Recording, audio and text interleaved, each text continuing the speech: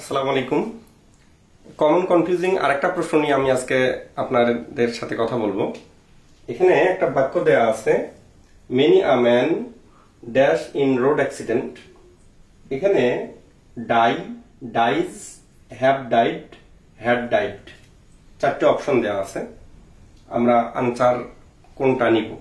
সাধারণত দেখা যায় যে ডাইয়ের ক্ষেত্রে আমরা ডাইড ইউজ করি, কিন্তু অপশনে কিন্তু আমাদের ডাইড নাই। আপনারা একটা নিয়ম মনে রাখবেন, এটা মেনি প্লাস এ বা N plus singular noun plus singular verb, singular verb. অনুরূপ ভাবে মেনি প্লাস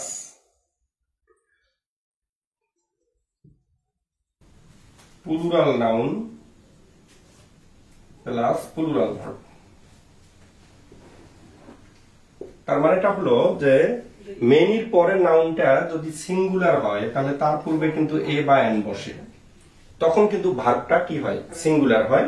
আর যদি এই মেনির পরের নাউনটা প্লুরাল হয় তাহলে ভার্বটা প্লুরাল হয়। তাহলে মেনির পরে সবসময় ভার্বটা প্লুরাল না, মেনির পরে কিন্তু সিঙ্গুলার ভার্বও রিসিভ হয়। মেনির পরে সিঙ্গুলার ভার্বও রিসিভ হয়। শর্ত কি? শর্ত হলো মেনির পরে যদি এ বা এন থাকে, মেনির পরে এ বা এন থাকলে তখন নাউনটাও সিঙ্গুলার হয়, ভার্বটাও সিঙ্গুলার হয়। মেনি দেখলেই আপনার ভার্ব প্লুরাল দাগানোর সুযোগ নাই। সেদিক থেকে এখানে মেনি আ আছে, তারপরে ম্যানটা কি সিঙ্গুলার আছে, এই জন্য আমরা আনসারটা নেব কি? Dies. Many a man dies in road accident. Road অ্যাক্সিডেন্টে অনেক লোক মারা যায়। আশা করছি মেনি দেখলে আপনারা একটু স্থিরভাবে আনসারটা দাগাবেন। Thank you.